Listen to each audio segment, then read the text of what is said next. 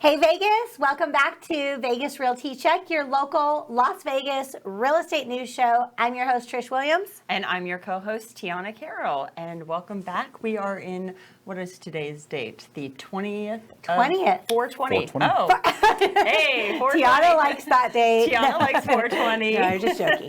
No, it's not a joke. It's real. Tiana does like that day. Okay. The whole world knows now. It's okay. No, Vegas, so we're in Vegas, 420, it's relevant. And yeah, exactly. But that's not what today's show is about. Okay, No. back, focus, kids. Today's show is going to be all about mortgages, right? The differences between conventional and FHA homes. And we have a great guest today. His name is Gregory Cook from Cooke and Castle Mortgage. So welcome. Castle and Cooke Mortgage. Castle and Cooke Mortgage. Okay, so I like 420. What's up? I'm dyslexic. That's all that is. No, that's fine. Okay, Castle and Cooke. Gregory Cook, if you guys have worked with me and like my people out there probably know Gregory because Gregory's been my preferred lender for almost 9 years now. I was going to say years and years and yeah, years. since I started in the business. He's good. He knows his stuff. So great guy to have here on the show. Thank you. Yep. Good morning, guys. Yeah, Gregory Cook, Castle and Cooke Mortgage. Yep. Yeah. Awesome. Before we get into today's show, let's talk. One news headline that I'm sure everybody knows if you're watching the news, if you're like on Twitter or anything, but I do need to give it a shout out, is that the Oakland A's have announced that they're coming to Vegas. And breaking news, baby. What does sports have to do with real estate? Absolutely nothing except for everything. Yep. Like there's so much that goes into it. I mean, when the Raiders announced that they first were coming here, everybody was like, "Oh, I need to buy a house because the Raiders." I need an Airbnb by the stadium. How's that going to work? Yeah. So having a notable sports team does a lot for the city. It has done a lot for real estate too. So we're excited about that. Yep. And they made the announcement, and now I guess it's the site where the Wild West Casino used to be, Tropicana in 215. Yeah, over by the Orleans. Tropicana, Dean Martin area. Yeah, and 50 acres. That area is so like desert. Empty. Well, it's in Las Vegas, Nevada, so it probably is very desert. Yeah, but it's just a big open kind of like industrial empty looking area. So it's going to be great to see because it's obviously going to get built up and around and everything. So it's going to be great to see something awesome over there. Yeah, I was checking out the aerial Google Maps of the location and kind of getting I'm in Vegas, I get the proximity, right? Mm-hmm. But just on the aerial seeing like T-Mobile, Allegiant, now the A's Stadium, they've got it so convenient for people traveling into town for those sports and stuff. So yeah, a little sports hub. Yeah, and normally I avoid Tropicana from 15 to Rainbow because of traffic, but I guess I'll be having to pop by there every now and then to check on construction over the next few years. Yeah, traffic issues in Vegas. Ugh. Yeah. A lot of people walking, close to the airport, so it's good. It's a good area. So. Yeah, absolutely. Oakland's upset, I'm sure. Yeah. Vegas should be excited, though. We took their football team and their baseball team and all that good stuff. So, in real estate, what do we have going on? So we have single-family inventory this week, 4965. Shot up a lot. Shot up. Okay, so as soon as I left here last week, Thursday, I have tons of concierge alerts on my MLS. I have, they auto send me emails that they're sending property to people as well. And all week long, my phone was like, ding, ding, ding, ding. Properties were going out left and right. I'm like, oh, look at this spike in inventory. Spring has finally sprung. Yes, and that's it. Sellers got the memo. Yeah. that buyers are buying again, so they're listing again. Yes. And I think the best note to take away from this whole thing is going back to people that have the mindset the market's crashing.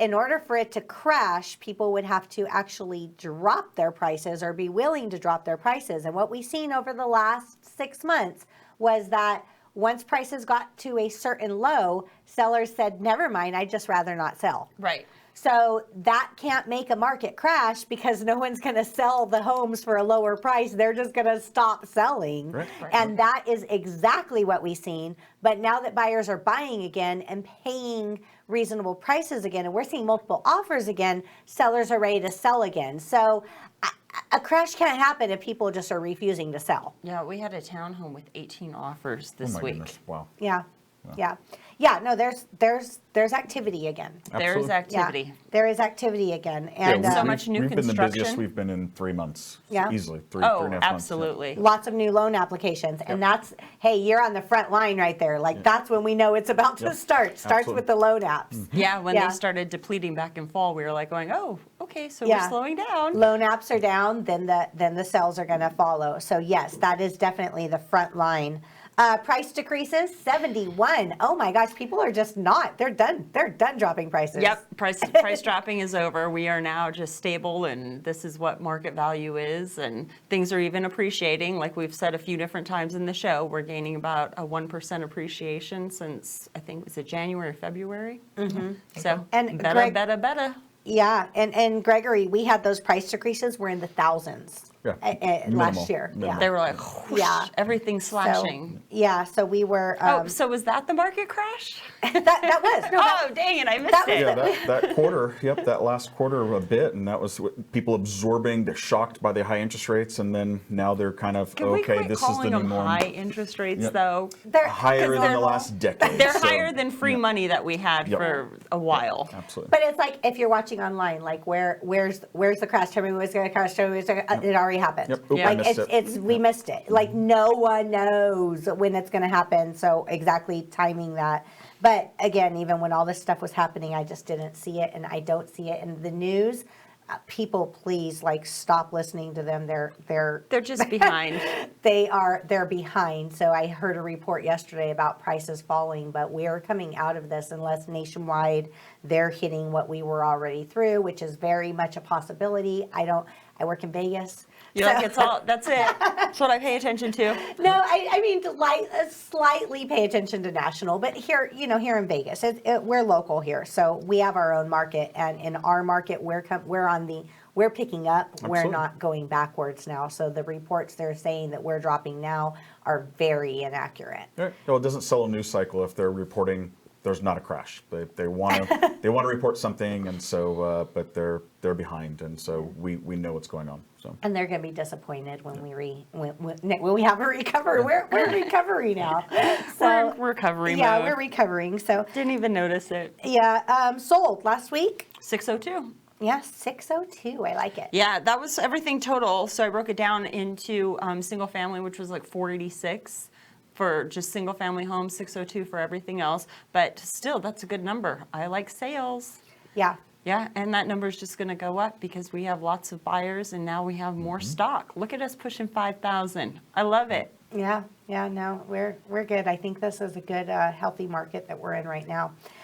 So people, when you're out there shopping and you start with the front lines, Yeah. you start on the front lines, which says if you're financing, first step, hands down, pre-approval. Yep. Now, real quick, I want to just like give a disclaimer here.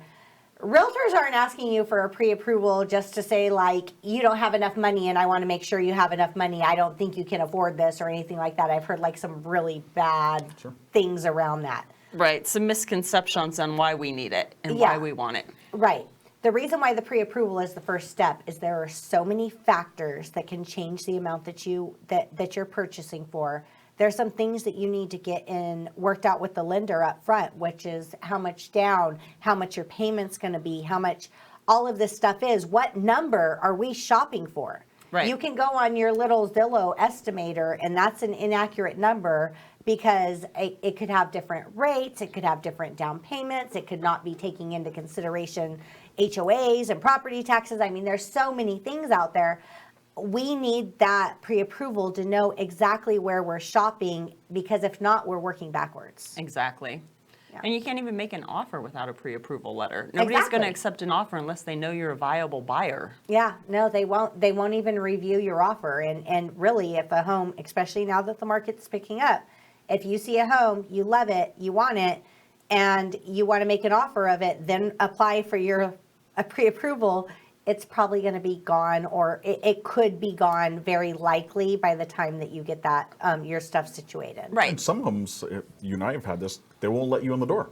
Yeah. To see the home, please send us your pre-approval. They don't just want anyone walking through their house. Oh, yeah. it's, Yeah, When that's you're in the usually at higher price points, yeah, when you're in higher price points and you're breaking into that like luxury or even like 700,000-800,000. Yeah, once you start getting in that 650 and above, people are like, I don't want anybody in my house. I need to know that they're qualified, which a good realtor is always going to have the people qualified and take them. We're not taking just random strangers into people's homes.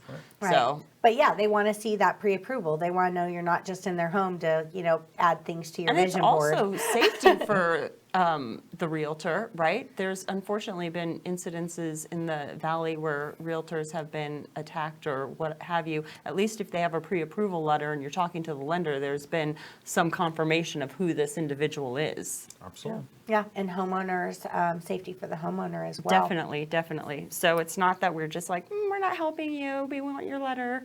There's a lot of different factors. And I think that that's one of the things, especially in first-time home buyers or people who haven't done multiple transactions, they're always afraid just of the fear factor of letting people into their finances. Like what if they don't think I have enough money or my credit's bad? Well, we need to know all that. Right. Yeah, yeah. Have to run credit. When you get started on shopping and applying for the pre-approval, there are other loan types than what we're talking about today. There's Absolutely. VA. Most veterans that are eligible for VA have a little bit of idea what that is. We're not going to talk about that today. Today we're going to talk about FHA and conventional loans. Right, Great. but you're right. There's other loans. There's jumbo, there's USDA, there's investor type loans. But Yeah.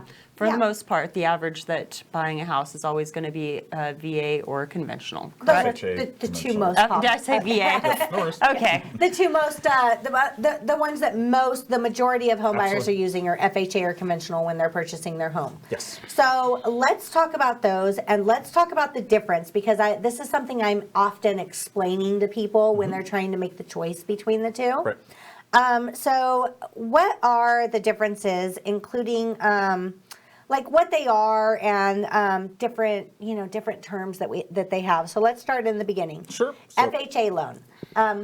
A lot of people will call this the first-time home buyer's loan, Exactly which is going to say. Okay, go ahead. A lot of people think FHA stands for First Time Home Buyers Association application or something. It's Federal Housing Administration. Despite what a lot of people think, they think it's a government loan. It is not a government loan. It is just insured by the government. It's backed by the government. Okay. But, if in the case of default, then FHA insurance will come in and make the lender whole. But there's still banks and lenders that make the loan. Conventional is just always private investors behind it, mortgage-backed securities. That's when you hear, whatever, whether it's Chase or Fannie Mae, Freddie Mac, that sort of thing. Those are the overriding differences. It's just who's behind the loan. Okay. So FHA traditionally is not traditionally, always, is a 3.5% down payment. In most cases, down to a 580 credit score, it's 3.5%. Okay. There are FHA you can get below 580 where it requires a 5 or even 10%, because you'll see those lenders that say, we go down to a 500 credit score. Absolutely. But it's 5 or 10%, points involved, but yes, it can be done. Okay. And then conventional, a lot of people think, we still have this amongst realtors that think that conventional takes a 20% down payment. Only, and yeah. a lot of clients, I just had one. He's like, well, I don't have 20% to do conventional. You can do 3% even on conventional. A lot of people think it's 5%. You have to be a first-time home buyer in conventional to do the 3% down payment, but you can do 3% on conventional. And 5% you can do without being a first-time home buyer as long as it's your primary residence, correct? Yep, correct. Yeah. And there's a 10% option. 10%, well, you can go 10%, 20, 25%. 10% you can do as a second home, conventional second home. I live in LA, I live in Phoenix, and I want to buy a vacation home or second home in Las Vegas. 10% down gets you in the door. Yeah. So those are, and we should do a whole episode on that one time of buying those vacation homes, because so many people don't know that you can buy a vacation home as long as it's more than 50 miles away from your primary residence. Correct. At 10% down. 10% down? 10% down. I mean, that's a huge benefit for people that want to have a home in another state. and you want to have a home in Vegas where the Vegas A's Yeah, are. the Vegas A's. Vegas A's. Because they're gonna not roll. the Oakland Yep. A's Yep. anymore. Yep. So you want to have your vacation home there so you can go see your favorite team play. Mm-hmm. And that's more than 50% away from your primary residence. You can get in the door at 10%. So Absolutely. there's other factors, but that's good. That's a good thing that a lot of people don't know about. Yes.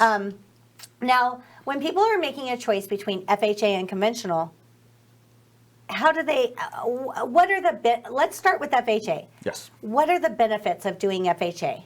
So FHA has more relaxed, consumer-friendly guidelines. They allow higher debt-to-income ratios, and it's just take your debt, divide it by your income. They allow up to a 56.99% debt-to-income ratio, which is the highest between FHA and conventional, it's the highest. Conventional allows a 50% debt-to-income ratio. So it's affordability. It allows you to afford more. The guidelines are easier as far as income. They allow lower credit scores, like I said, down to 580, down to 500. Conventional, it's challenging even below a 660, let alone a 640. You have to have better credit for Better conventional. credit And better for conventional. DTI. Yeah. Yeah, So the better debt-to-income ratio. Yep. DTI, debt to income ratio. Quick summary of that, just like in layman's terms here. Yep. So you have you take your debt, which includes car payments, credit cards, student loans, and then divide it by your income. That's what's called your front end ratio. Then you take all of your debt with your household payment divided by your income, and that's your back end ratio, and that's the one that allows you to go higher. We don't take into consideration Netflix, your power, your bill, anything like that. It's the items that would really show up on your credit report, which is credit cards, student loans, auto loans, home loans, of course, divided by your income, and that's your gross income, your top line. Yeah. So I traditionally tell people that is the if you take your total income, and I think it's 40%, right?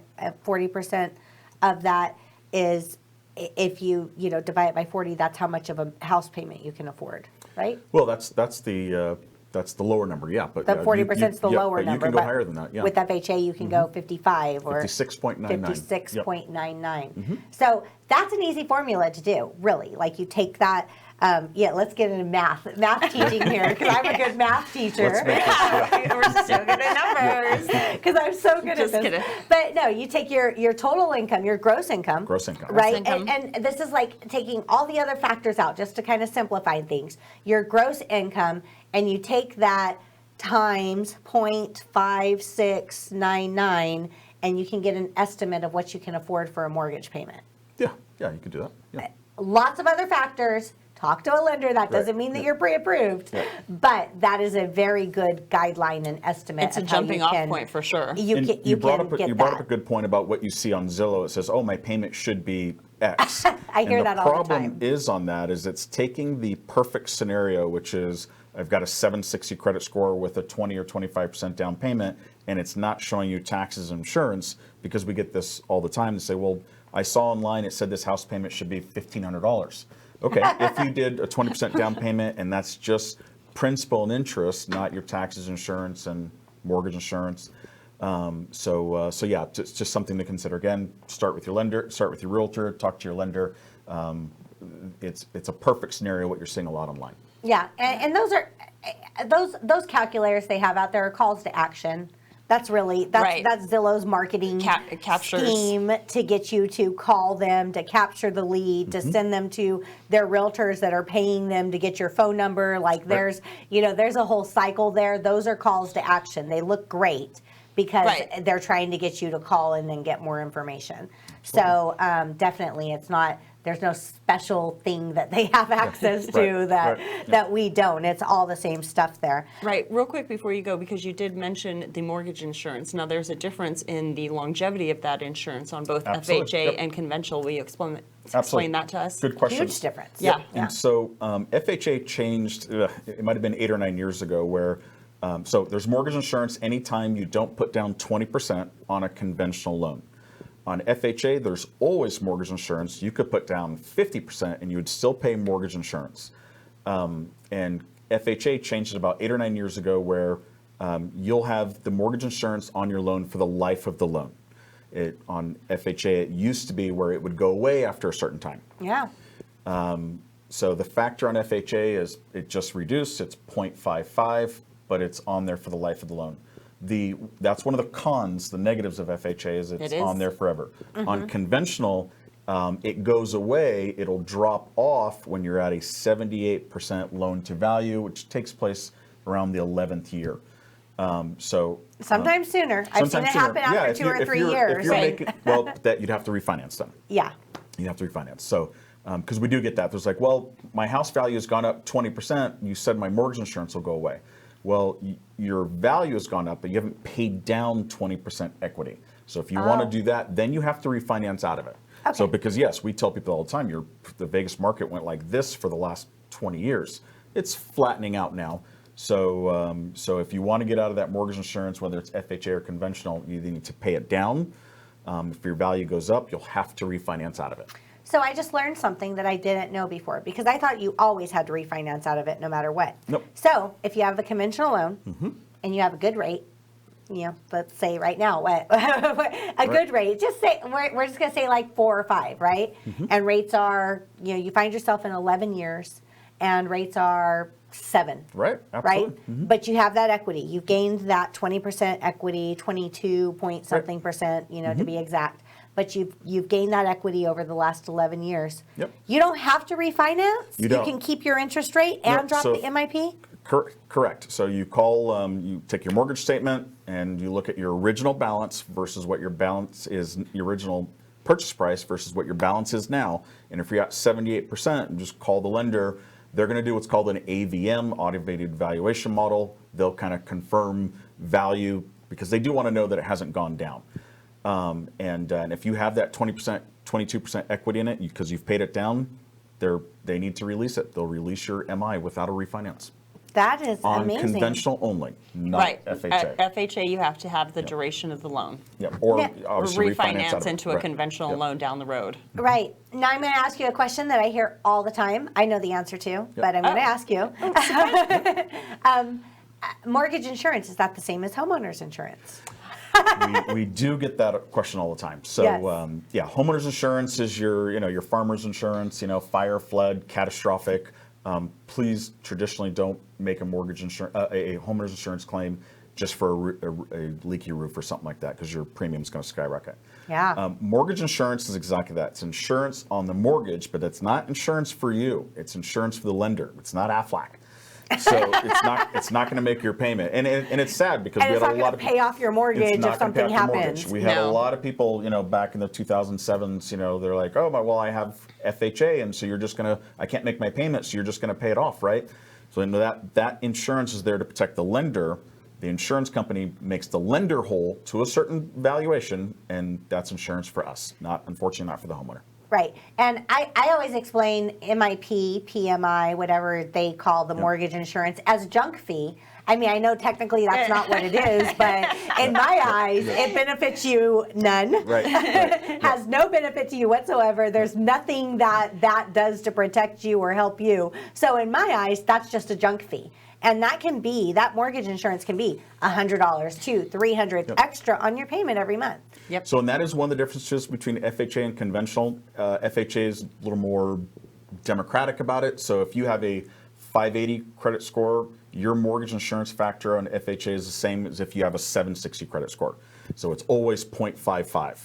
On conventional, good credit scores give you a better mortgage insurance factor than FHA. So it's the balance, it's the analysis a good lender should do for you. If you have higher credit scores, going conventional may be better because you can have a mortgage insurance factor that's 0.13, 0.23, which can save you hundreds a month going conventional versus FHA. So, yeah, absolutely. But then it's just the affordability, so many people want to max out their affordability, so the FHA sounds more attractive, but there's analysis there, and a good lender should do that for you. Yeah. And this is another thing that that I think is important for people to know when they're choosing their loan and they're choosing if they have, some people, they've saved up just this amount, they don't have the option to choose, am I going to put 5%, 10%, 20% down? Some people have that option.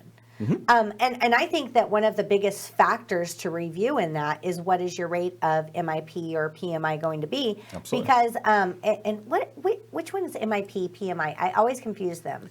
So mortgage insurance premium is different. That's the FHA fee that they charge just to do an FHA loan. Okay. PMI is private mortgage insurance on the conventional side. Okay, so MIP is the FHA, PMI is the conventional. So going PMI, you have options based on how much you put down, 3%, 5%, 10%, 15, 20%. 20% makes it go away completely. Correct. But it's something that I think is unconventional. Yep. And something I think is a good thing for people to just kind of analyze if they have the option to put bigger down payment is what the extra down payment that they put is going to change in those monthly premiums. Absolutely. Yeah. And what people don't realize is on FHA, the mortgage insurance comes from the government. There's no shopping it. On conventional, there's Magic, there's Radian, there's Enact, there's 10 different mortgage insurance companies that you can shop. And depending on what you're buying and what your credit score is, it can change. Yeah. Everyone knows MGIC, Magic, and Radian. Those are the big ones. Sometimes there's less expensive ones, and your lender should shop that and figure out which one suits for you. Some of them have benefits. It includes a home warranty or something like that. But yeah, you can shop those out. Yeah. Almost like shopping for a homeowner's insurance. Farmers versus USAA versus whatever, a local broker. You can do similar with mortgage insurance. Right. And if you're putting if you're doing conventional and you're putting a 5% down, but you have the ability to put a 10% down, you can actually lower the percentage of that PMI. Greatly. Yeah. Oh, it's PMI. PMI. I was confused too. You told me 5 minutes ago and I forgot. Whatever. We could just rewind the podcast. MI. Yep. Yeah, MI. Yep. MI. Yep. That's what I would say. It's MI. It's all MI. Mortgage insurance. Yeah. It's just the Okay. insurance. So yeah, if you're putting 10% down versus 5% down, the ratio and the percentage of that mortgage insurance that's on your monthly payment is going to actually be lower because you're putting down more. So that is a factor to consider and review if you have the ability, because there's different ways that you can save money, which ultimately just saves money on your payment. So there's something that's coming out, and it's going to be in the news a lot, especially Yay. amongst real estate news. Is Well, I guess we'll be talking I about like it. breaking news. Yep, it's a little dry. So all loans have loan level price adjustments. So like you said, whether you put a 5% down or a 10% or 15%, there's risk to the lender. The less money you put down, typically you pay a higher rate because you're putting down a smaller down payment. The higher credit score you have, typically you would pay a better rate, a better risk premium.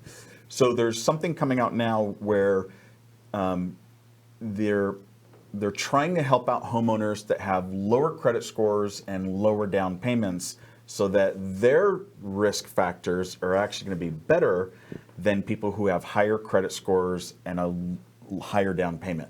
So there's kind of a big controversy about it. They're saying it doesn't make sense. Why are you doing this? You're making people who have better credit scores and higher down payments pay a premium for people who haven't done that.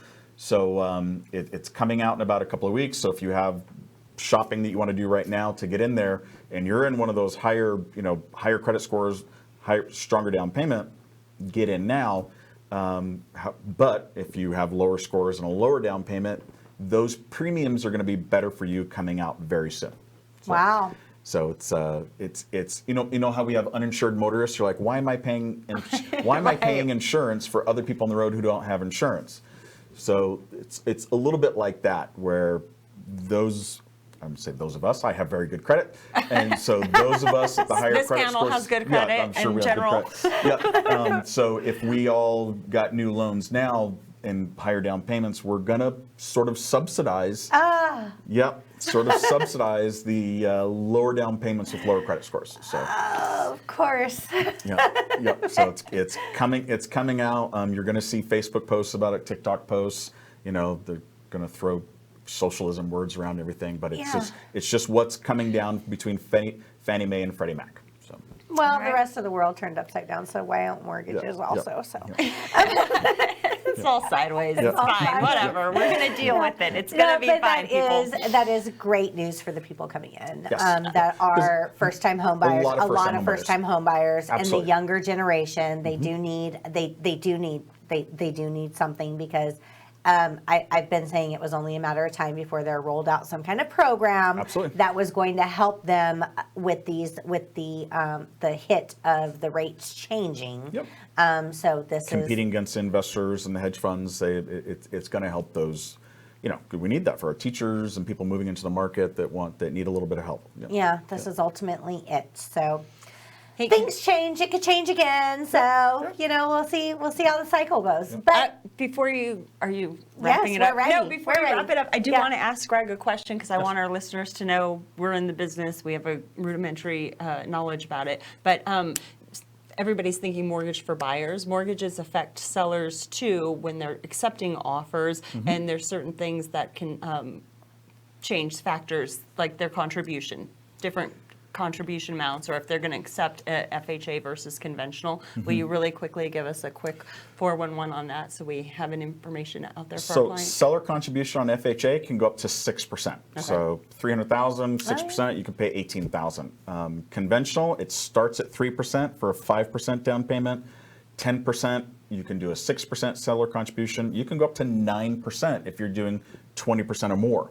So that's why you're able, if you give these large loans and if someone has a large down payment, you could buy rates down into, that's how it's happening. You could buy rates down into the 4s and 5s with a large enough contribution on a conventional loan.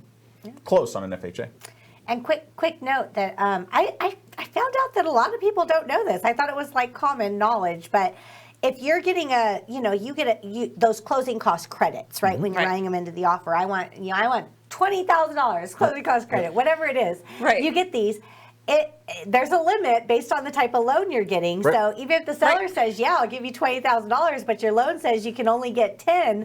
It's use it or lose it. You're not getting the rest of it, and Correct. they're not going to cash out on it. They won't give it to you at escrow. So I would check your loan limits while you're negotiating closing costs, because if you're negotiating it all on the closing cost and not the price, Right. and it's use it or lose it, you're not going to get it all. It can't go towards the premium. It can't go towards down payment or anything like that. Correct. Yeah, Yep. so make sure you know your numbers when you're negotiating those deals. That Or makes at least it get a huge. good lender and realtor that can help you navigate those numbers. Yes. Exactly. That makes a huge difference. Yep. So Yep. yeah, absolutely. So Gregory, how do people get a hold of you? Gregory Cook, Castle and Cook Mortgage, 702-324-6229. I tell people I'm pretty much 8 a.m. to 8 p.m. Please call me.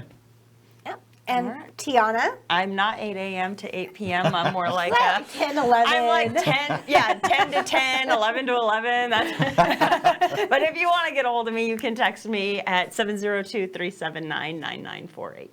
And Trish, how do they get a hold of you? Well, Who is like the 5 early- a.m. to Yeah. 7 p.m. No, she's like 5 a.m. to 5 p.m. unless you're in I wake up and I've got contract. texts from Trish. I'm like getting on my glasses. I'm like, what's... Yeah, I've been accused of not sleeping. So my phone number is 702-308-2878. And thank you guys so much for tuning in. I will see you guys next week. If you're watching the show, please like, comment, share, subscribe. All the good stuff. All the good we stuff. We appreciate you out there. And we are going to be here next Thursday at 9:30 a.m. See you next week. Have a great day, week. See you. Have a great week. Yeah. All of it. All of it.